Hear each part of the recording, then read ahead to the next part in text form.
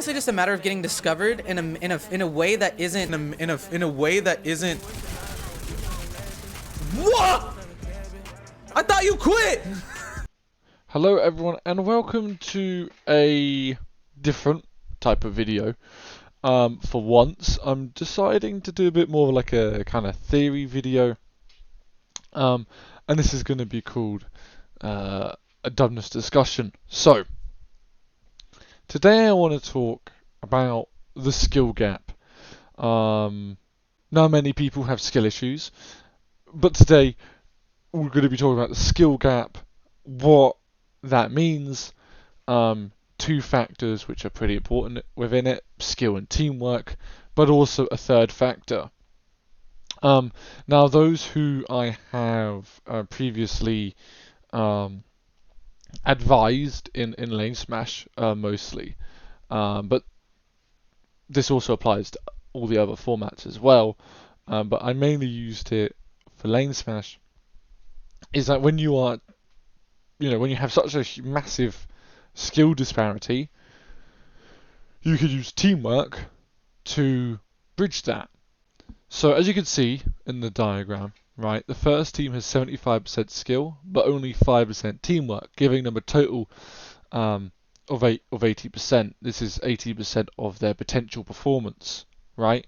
Or basically 80% out of 100, to where once you reach 100%, you are unbeatable because your teamwork is so good and your skill is so high that the opposition have no chance, essentially, unless you totally screw up. But then again, even if the individual screws up, then the teamwork there should be enough to cover it.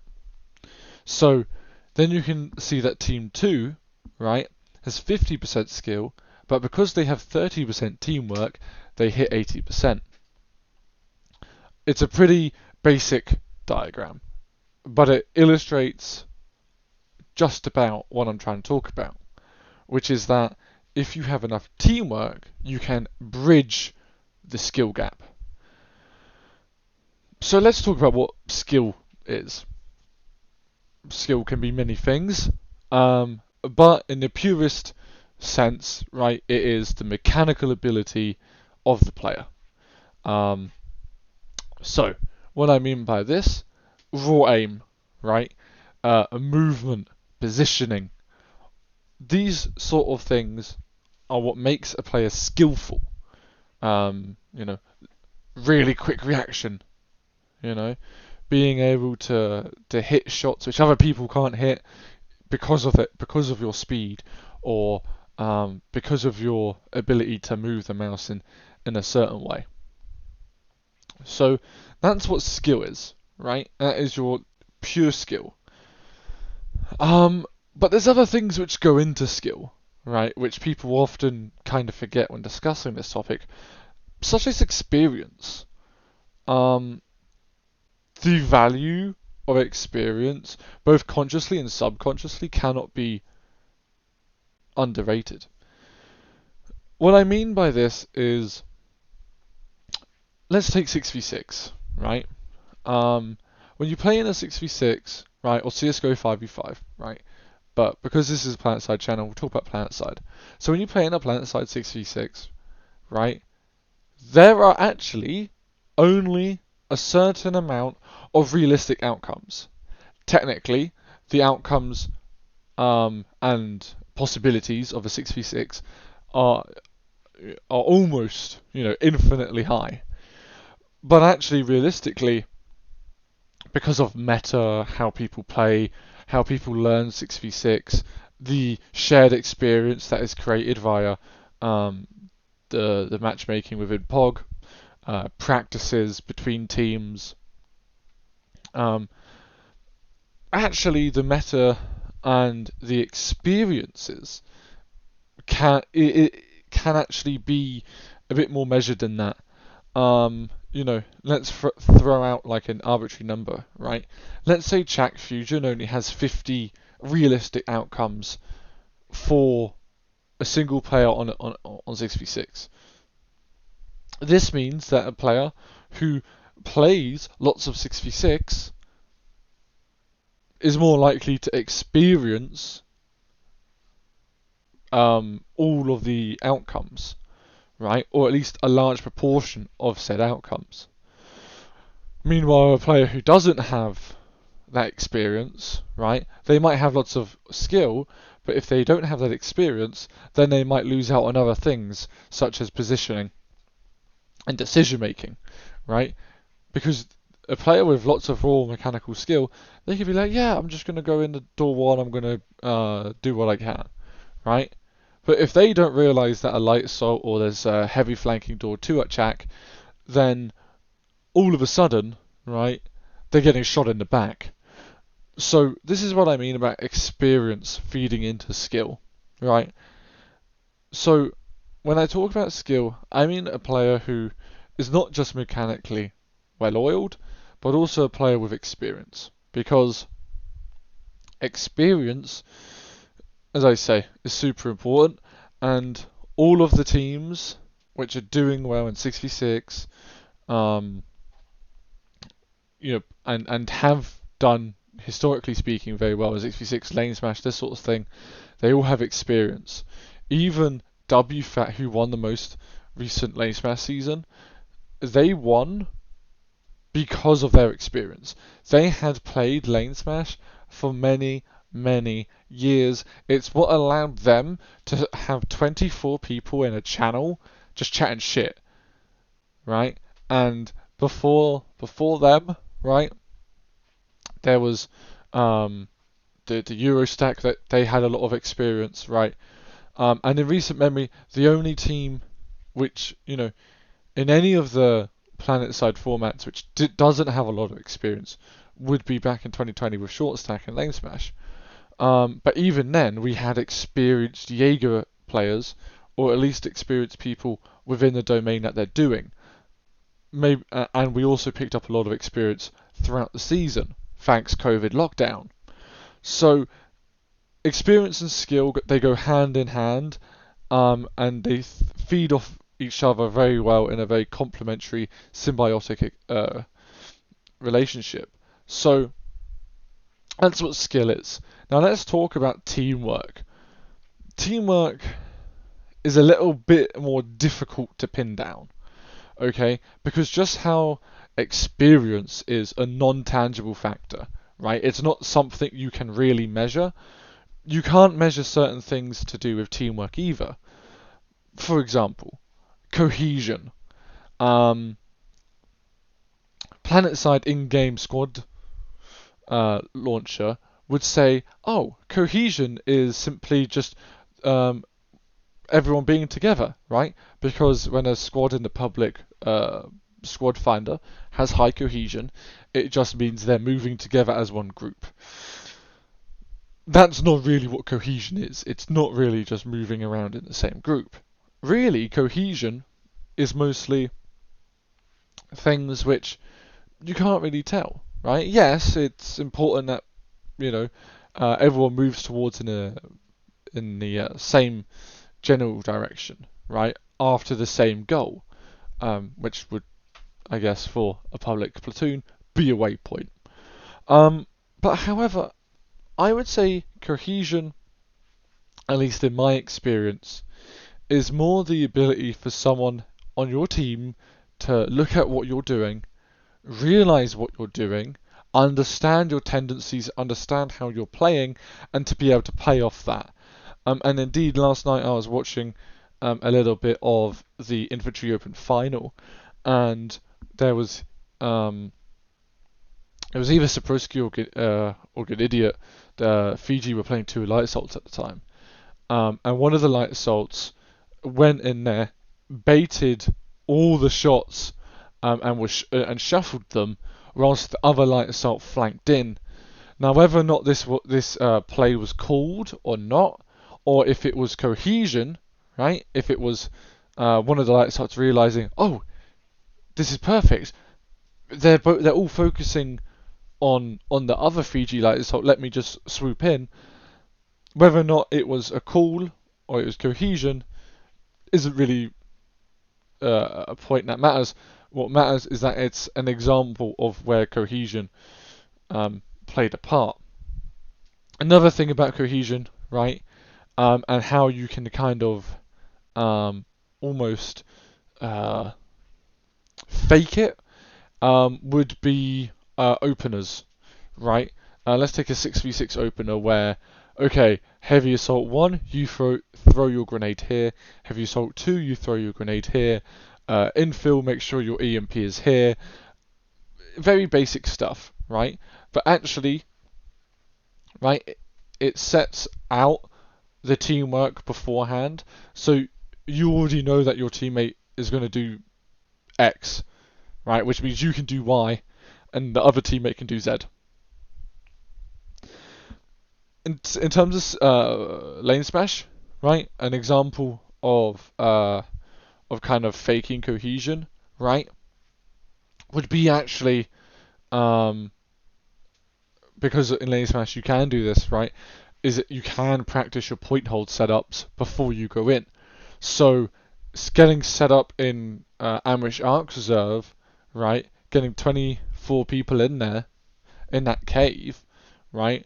You can have cohesion and a better chance of higher cohesion in that cave because you know that, okay, uh, we'll go with CBT as an example. Dave is going to be hit in X place with his harasser. Adurus is going to be in Y place with his max. This means his engineer is going to be there. This means that medic is there. This means someone is watching there. And all of a sudden, right, people know that, and because they know it consciously, they can play off one another. However, I would argue that the highest levels of cohesion are actually subconscious. What I mean by this is someone can see, oh, just subconsciously, not an active thought, their brain realizes that player X is doing Y, which means that they can do Z, and they do so, and it works the best. Which means, going back to my infantry open example of the light assault shuffling and baiting, that there might not have been a call. There might not have even been an active thought process. It may have just been simply subconscious cohesion, which is the best form because it relies on being more versatile than, say, a pre-made opener or a pre-made setup. So cohesion is one thing we can talk about when it comes to teamwork, right? And of course, in that example, right, how do we build cohesion? Well, it's through experience, whether it's experience through training or experience through playing the game. So, as we can see, experience is an underlying factor throughout both of these, right? Now, another thing about teamwork other than cohesion, right, is the ability to communicate. Now, the ability to communicate effectively and concisely is so important, right? This is why you'll have midfits,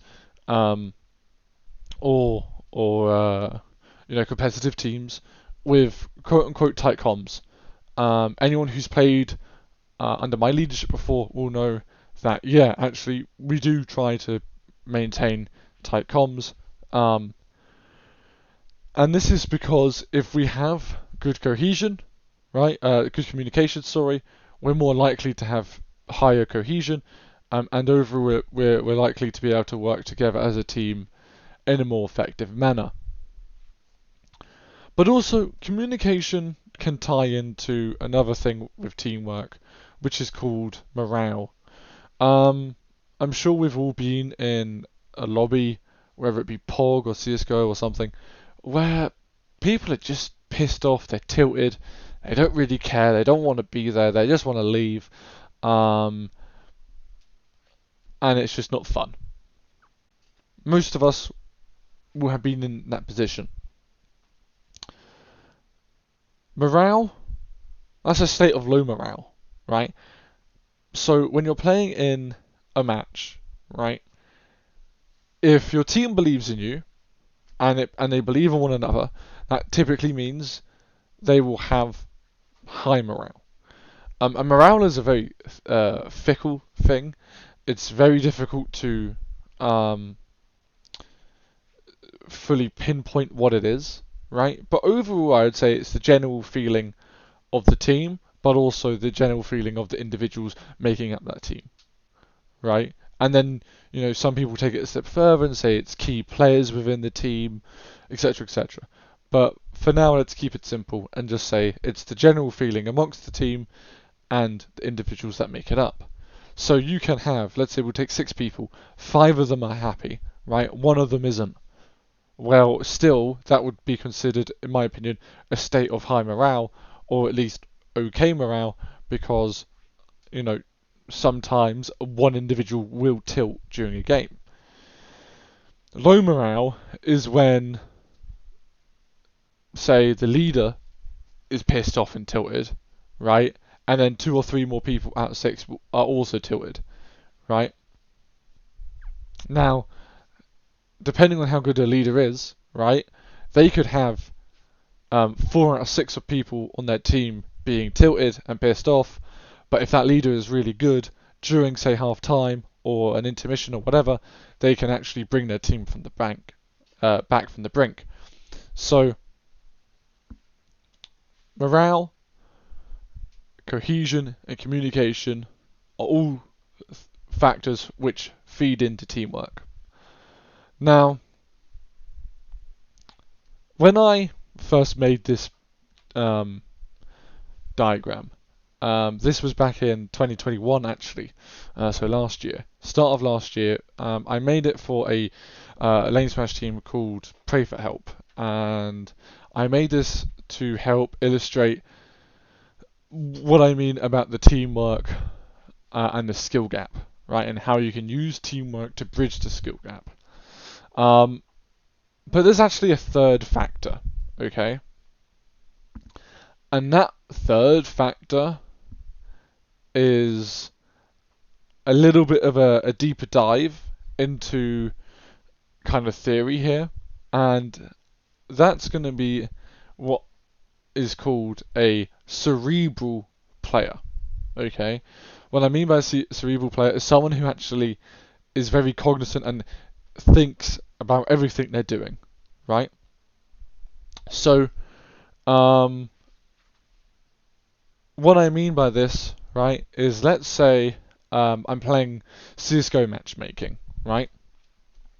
It's T-side Inferno. I know that if I throw a molly on the car, right, I throw a grenade off the wall to go behind sandbags, I flash over half wall.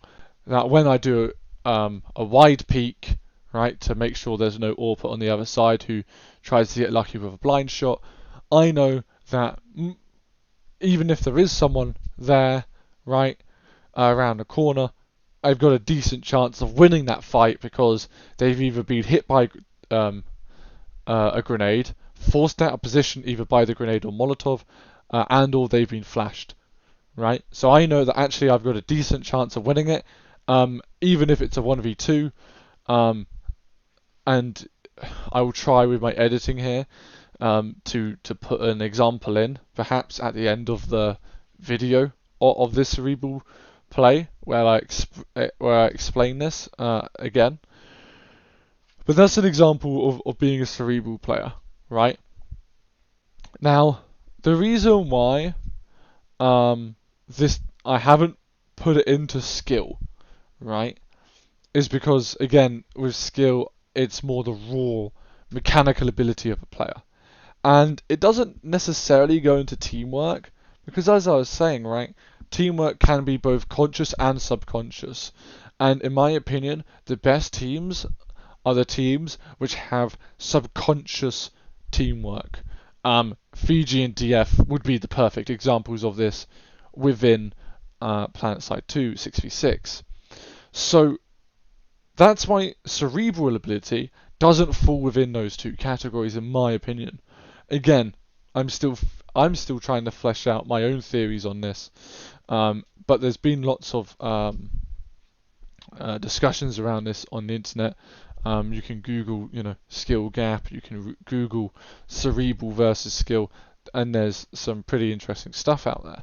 So let's bring it back to what we're discussing today, right? Which is the skill gap. So you can have actually three factors on this graph: skill, teamwork, and cerebral ability. Okay? Now, cerebral ability is underrated, and we don't talk about it as much as we talk about skill, right? Because when you see someone hit the perfect one tap in CS, right, you're like, oh my god, right? Or when you see the clip of Simple jumping off heaven on Cash, how he hits a shot, and then he hits the no scope, and James Bardolph goes, "Oh, this isn't FBO, it's a major. You can't do that," right? Absolutely iconic scene within CS, right? Now that was a very high skill moment, right? There's no denying it. But what people also don't mention is the fact that it was also a cerebral move, because he knew where both those players were, and that is what enabled him to utilize his skill in order to pull that move off. So I'm going to try to then bring it back to PlanetSide and give some examples of cerebral ability now. Honestly, within 6v6, as I say, it's kind of difficult to show off cerebral ability within 6v6, right? The best examples of it probably would be, say, probably some of Saiyans 6v6 VODs, so probably some of Zyros's as well, right? Because even if they're not doing it consciously, they're doing it subconsciously. But it's most easily demonstrated by things such as lane smash and community smash, right? These are where I'm able to fully explain this this idea. So take openers within lane smash. Okay, if your opener is so perfect, right, because you've thought about everything, right, some sort of mega mind shit, right, then even if the other team is very skillful, right, as long as you have the skill and teamwork to execute the cerebral ability that you're trying to use, then you will also win, right? 2020 Lane Smash final, TM versus Short Stack, right? Listen, we knew we were outskilled, right? For pound, we couldn't win the armor fight or the air fight, or even, to be honest, in my opinion, the infantry versus infantry. That should have been, very close as well. So how did we end up winning? Well, we knew we couldn't beat them with skill, so we used teamwork and we used the cerebral ability of, okay, if we set up this highlight barrier here, we know we can hold these angles, blah, blah, blah. We know if they try to air the ground through dubs right, that if we set up a AV engineered turret in close 50s, the 50s closest to big stairs, that AV turret will be able to shoot down that ESF, and we don't have to worry about air to ground through there. Another example would be Community Smash opener, right? How we took Akon, which actually is going to be a whole video on itself, and hopefully I'll get that out at some point. So essentially, right, let's move into a recap here. So you have the skill gap, right? Because some teams are very skilled, but they don't have a lot of teamwork. So teams with kind of middling skill, if they have the right amount of teamwork, they can, in theory, beat the team which has more skill, right? But obviously, right, if the team that they're playing against is so skilled, right, that even only 5% or 10% teamwork is enough to still have them trumping the other team, right, then the only answer is to actually just get fucking better, yeah? However, right, we can also throw in cerebral ability as a third factor and say, okay, even if the other team has so much skill and a little bit of teamwork, just enough to beat us, right? If we can outthink them, right, we can still win. Now, this doesn't really apply as much to a format like 6v6 because it's not like CS:GO where you do one round, you reset, you might have you have the economy of course, but generally speaking, you're going to have multiple gun rounds, so on and so forth. Meanwhile, in 6v6, it's typically just 2 rounds of 15 minutes, and if you fuck up, and you're not good enough, you will just get spawn locked for 12 minutes out of those 15, and there's not a lot you could do about it. Even the most cerebral players and the most cerebral teams will still lose because 6v6 is so heavily reliant on individual skill. But when you have when the skill levels are very equal and the teamwork seems to also be equal, cerebral ability is what, in my mind, becomes a determining factor.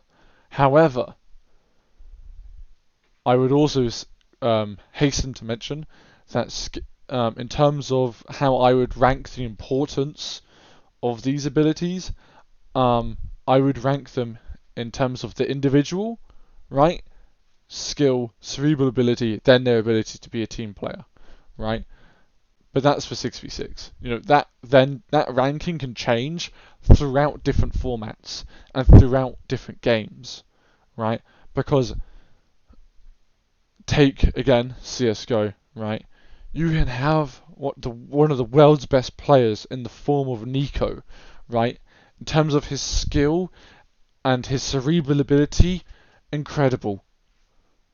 But then his teamwork and some of the question marks surrounding his ability to be a team player, once they come into question, all of a sudden, well, he's never won a major. So, as I say, right, how you rank these three factors changes throughout both what game mode you're playing, what format you're playing, and of course what actual game you're playing as well. Thank you for watching this I know it's a pretty long theory video. I'm planning to make more of these, and also planning to kind of revisit certain moments within the last couple years of PlanetSide. So, as I say earlier, talking about Community Smash, hoping to make a video on that. That might end up being an actual video series, just because of how much content there is actually to talk about it. I'm also planning to talk about Lane Smash a bit more, in terms of looking back at teams, right? I want to look back at Pray for Help. I want to look back at Toes, Short Stack, and of course Come as well. So plenty of content to come along, and watch soon probably. But to be honest, I only make these videos when I feel like it, so who knows. Regardless, I hope you enjoyed. If you have any thoughts or comments or questions or whatever, either DM me on Discord, or leave a message here in the comments below. Thank you. Have a good weekend. Peace out.